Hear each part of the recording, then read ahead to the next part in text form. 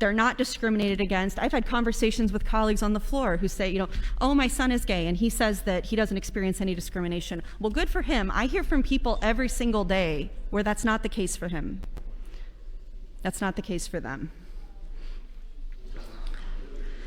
So can we take some of the empathy that we have for the poor property owners and give it to the people in Nebraska who are hurting but we are ignoring? I have enough empathy for all of them, but I don't see that reflected here in the body. When people like Senator Friesen say, we need to focus on real life education. People can't read, people can't do these basic things. They don't want to graduate and go to college. They're having more success going right into the workforce. I mean, I studied German in college, and so you see how much money I've made doing that, but it is about having fun. He said people are going from high school straight to the workforce, and it's fun for them. And to that I say, great. That's the whole thing government should be making room for people to do, is pursue what they want to do, whether that's college or trade school or going right to work or, building a cabin in the woods. I don't care. I want people to do what makes them happy. And to give people a quote unquote real education, which LB 986 has to do with property tax relief, so I don't know what that has to do with like a real education or whatever that means. But in the opinion of Senator Friesen, who says that K-12 education can't get it right, could it be that one reason they can't get it right is because of policies coming out of here? Senator Ben Hansen has a bill to ban the teaching of critical race theory, which is like the outrage topic du jour on the far right. It's always something. It's the caravan, it's critical race theory. There's always some boogeyman that clogs up the system, and then we got to take time and talk about it. We got to have a bill about it. We have to signal to all the voters that we're doing the conservative thing, du jour. And that's what's cutting into the ability of kids to get a quote unquote real education. Things have happened in history that were not great, that sucked. And some of the things that happen might hurt the feelings of specifically white people. 1 minute. Thank you, Mr. Speaker. But that doesn't make them any less true. And when we say we're not going to teach those things to kids, that's when we're not giving them a real education. When we say we're going to teach teenagers nothing but abstinence and expect them to be, completely monogamous, no sex until marriage, and no sex without procreation, you are living on Mars if you think that's ever going to happen. Somebody told me that every generation thinks that they invented sex. And every generation thinks the one after it is like doing something really immoral and terrible to the family unit around sex or something. But the idea that people in here think that we can prevent kids from learning information, whether that's about their own bodies, about reproductive health, That's about time, consent. Senator. Thank you, Mr. Speaker. Thank you, Senator Hunt. Debate is now open on the motion to recommit. Senator Hunt, you're recognized. Thank you, Mr. Speaker.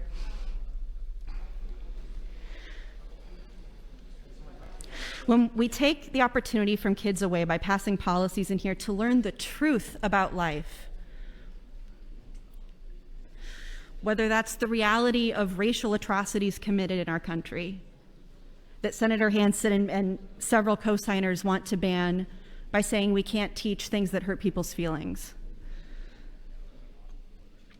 When we say that we can't teach comprehensive sex education that's medically accurate, research-based, and age-appropriate for kids in public schools, we're denying them the real education that they're going to need to succeed in life. the whole reason I'm here is because, the thing that made me want to run for office is in 2015, I was working with a bunch of local organizations in Omaha and Omaha Public Schools on updating their sex education curriculum. At that time, in 2015, the curriculum hadn't been updated since 1971. So in some cases, there were kids in OPS, in Omaha Public Schools, getting the same sex education that their grandparents had gotten. And since then, of course, we've had an increasingly out and increasingly depressed and suicidal LGBTQ population. We have the internet and all of the challenges that brings, including porn, Senator Albright. We've had the AIDS epidemic. So the landscape that we live in 2022 or 2015 in that case is really not the same as 1971, obviously. So long story short, we did it. We updated the sex education standards. And it was the most, I think even to this day, I think that was the most brutal political fight I've ever been a part of. And I was a part of that effort as a public school parent, as a normal, regular citizen. I wasn't elected, I wasn't running for anything.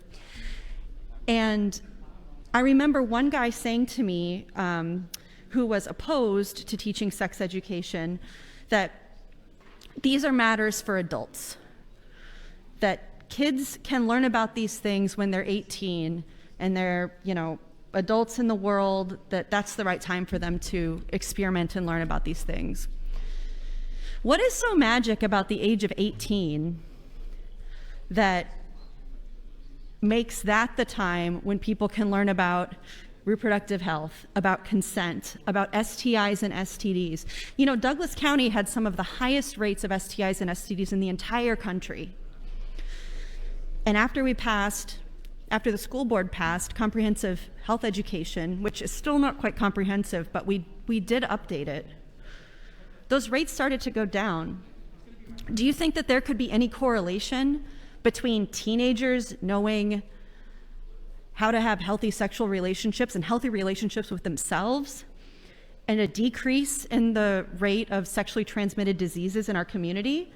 Do you think for public health that could be kind of a good thing, to say nothing of just people having the self-knowledge of their own bodies that they need to get by in the world? Also, things happen to people that are out of their control.